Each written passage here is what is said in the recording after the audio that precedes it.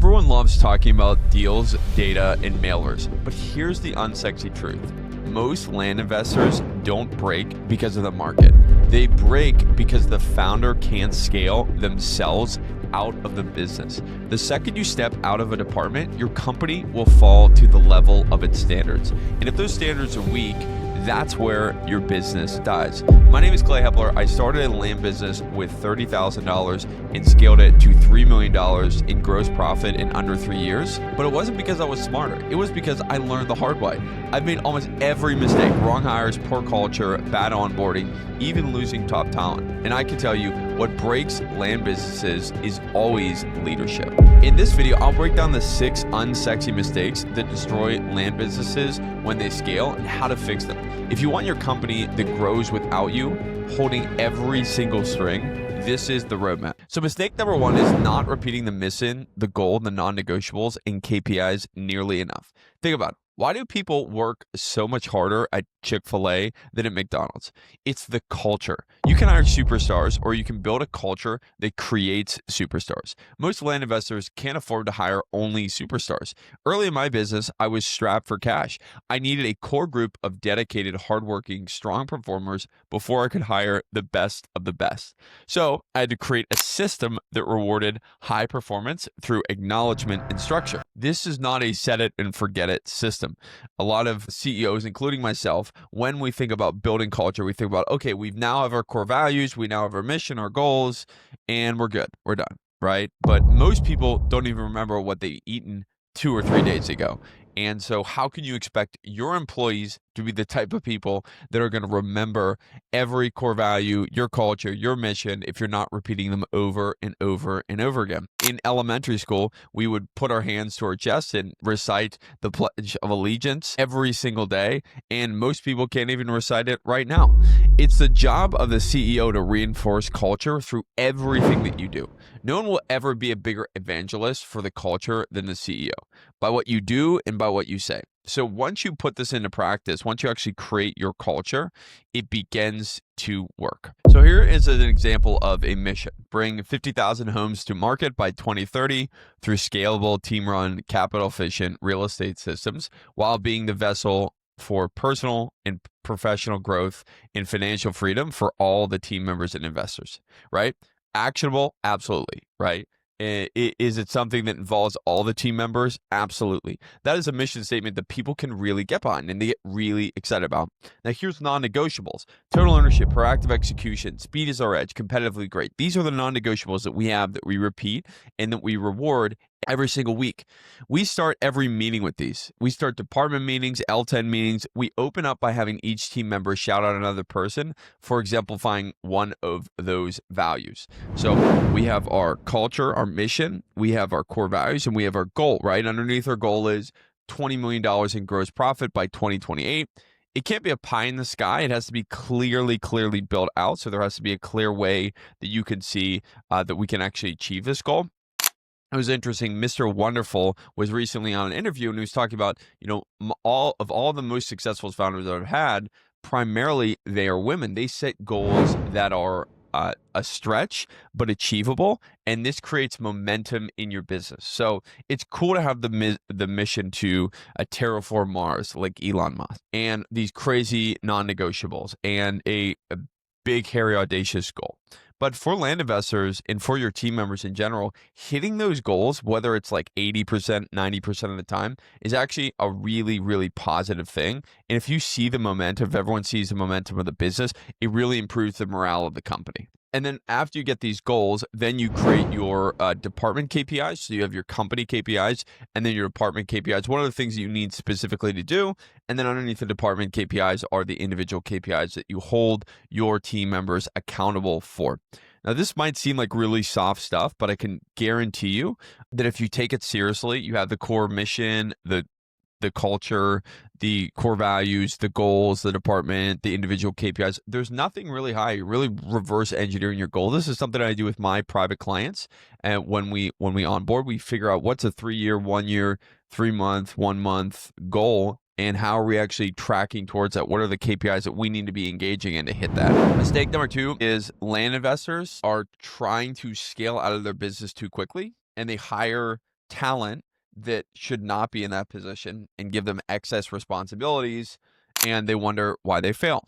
I had a really high performing lead manager, and this lead manager was eloquent, capable, had what I perceived to be very high functioning intelligence. We saw that sales were slowing, and I said, hey, if I could bring you as a lead manager into dispositions, it would be this great opportunity. But I hadn't really built out this department, and I mistakenly thought that I could hire someone to help this global talent, this lead manager, to stand up this department, the entire disposition department. So I was expecting a higher than admin, kind of mid-tier global talent, assisted with a disposition manager who had been doing this very successfully for years, to build out an entire department, build out the strategy, the KPIs, the vision, and do. Now, looking back, it kind of seems a little ridiculous to think of that. Like, why would Clay ever do that? I see land business owners do this all the time, and we have a lot of confidence in our people and want to empower our people. And people online tell us, you can either hire talent or you can build talent. Those are taken in a vacuum, which is what I did. The reality is, in our land business, if we want to stand up a new department, most people require coaches to help them scale their land business. People, me included, expect VAs, global talent, people that are not paid at an executive level, our level of pay, to be able to run and scale a department. They just can't do it, right? They can't be a doer and a thinker and a strategist and like a partial CEO. If they were, they just go out and start their own land business. This is where I see a lot of land investors go wrong, and the mistake that I really learned. Hey, just want to interrupt this really quickly. Down below is a KPI sheet that we recently released for our 6- and 7-figure private clients. If you want to get it for free, you can click the link down below and download it really quickly.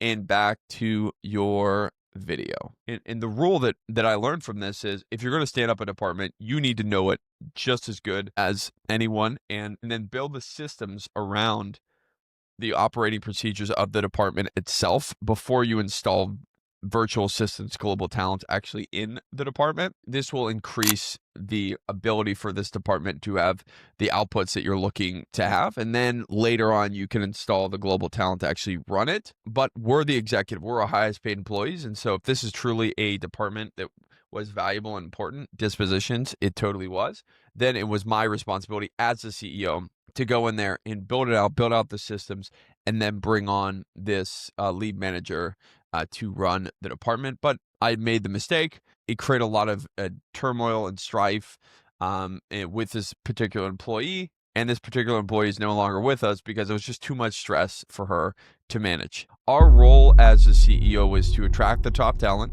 It's to hire and help talent prioritize what to do and what not to do. And it's to maintain the product and execution quality. And that specifically is what I'm talking about with us coming into an apartment and building it out. And here's a final reminder. No one's going to move as fast as you can. No one has the decision-making capabilities that you can. Don't bring on someone to build out a department unless they've already done it successfully. Learning on the job for a critical function like dispositions was a really bad mistake for me. It didn't end well for me. Now, I had to go back into the department. I had to smooth it out. And that's something that we're currently working on as well in our business. Many land investors want to scale fast because of the guru hype.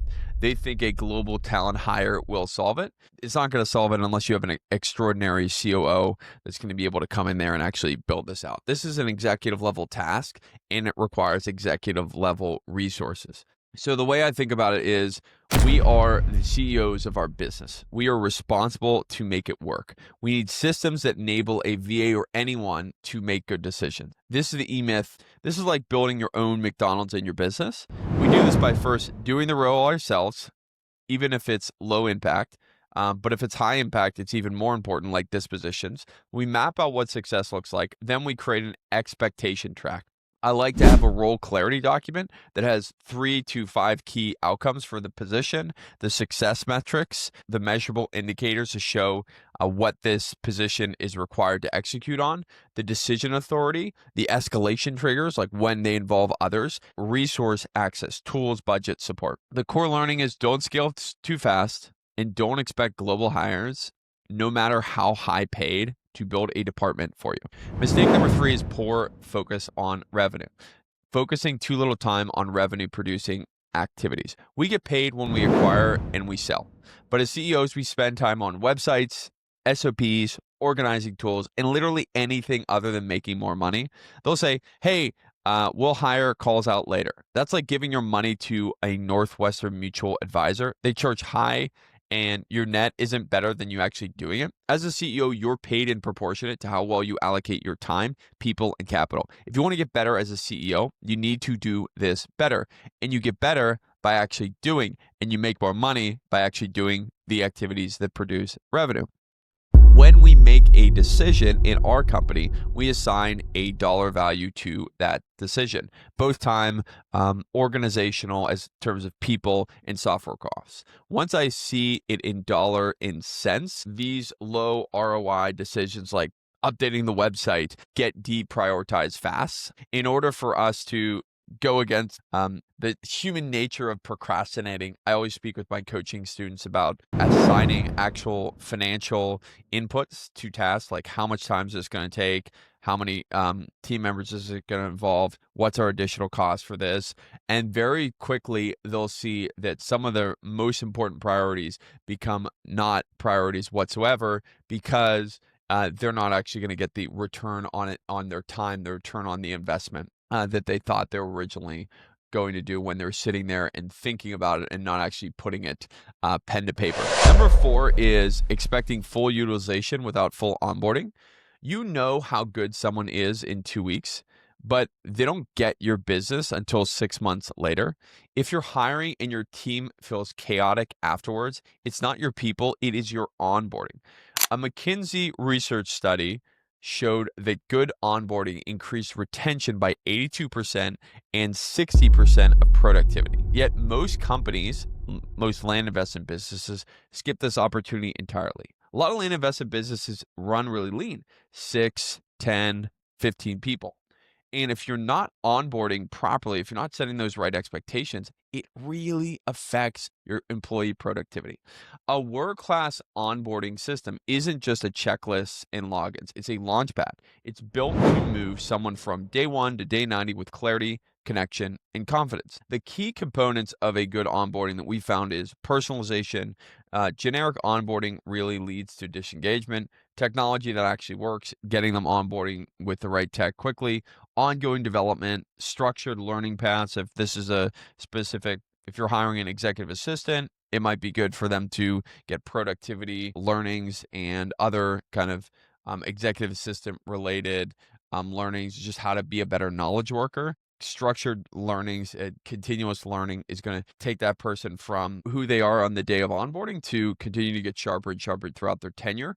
Mentorship and coaching, right? Your type of one-on-one coaching as a CEO, the one-on-ones serve as a mentorship and feedback to this person so they can continuously getting better. Of course, having the right culture, the right connection, and a skill gap assessment, right? Where is this person? Where do they need to be as your organization continues to evolve? Is it worth putting your time, energy, effort in? Again, this is another allocation of resource calculation that we spoke about in the previous mistake. You want to treat onboarding as your single greatest talent multiplier. If you build it right, you don't just get a better employees, you get a better company. Mistake number 5 is no feedback loops. One of the biggest breakdowns I've had in leadership is assuming that once expectations are set, people will maintain the standard without feedback, and that's just not true. We use something called instant performance feedback in our company, which essentially is when something happens that is not up to your expectations, you set the standard again, you observe the deviation. So you could say something like, the salesperson is not putting in the correct notes in the CRM, right? So you set the standard. Hey, it's an expectation that after you leave a contact in the CRM, you put in your notes and you always have a next action step. This week, I observed that there were 5 leads that you did not put the next action steps. You've missed this. That's a problem. What happened, right? So you want to deliver it fast as soon as you see it. It doesn't have to be perfect, and then you coach. You don't coddle. Is there something that we could do as an organization in order to ensure that you are coached correctly? If this has been a recurring theme, what is actually preventing you from doing this? What needs to shift? And then you loop back with ownership. We have weekly one-on-ones. We have monthly briefs, which is we do a performance brief. It's not optional. It's not fluff. It's every single department, every individual that's underneath me. We talk about wins, struggles, metrics, learnings, team shout-outs, alignment checks, and you could just build out with ChatGPT a monthly brief with this, and you'll really be able to improve your ability to lead and increase performance in your team. And those are just really small things, those feedback loops, weekly one-on-ones, instant performance feedback, and monthly briefs that will take your business and your performance of your team members to the next level. Mistake number 6 is priority whiplash. Constantly shifting priorities is something that I see so many of my clients do, my private coaching clients and people in general. They leave problems in their business to chase new opportunities. For example, I was planning this past quarter and I had a long list. New development opportunities, Notion upgrades, hiring, the list goes on and on. I was super excited, but nothing was a sure bet to hit our gross profit target. Meanwhile, we did have a gross bet. If we dropped our cash conversion cycle by 20%, we were going to make more money. If we targeted high intent landowners, we would make more money. If we offered on more people, we would make more money. If we called sellers faster, we would make more money. That's exactly where land investors fail. They hear about gurus making money on 5-hour work weeks or entitlement deals or survey hacking or some other variation, and they shift their entire business. It's a whiplash for the team. So here is a rule that I created internally about priority and time allocation. 85-15 rule. 85% goes to core business activities, mowing the grass, keeping the business going, and 15% goes to new experimental stuff. A lot of times, the new experimental stuff that you want to add this quarter ends up being the experimental stuff that you didn't finish last quarter. The 85% is our buffer from us being impulsive entrepreneurs.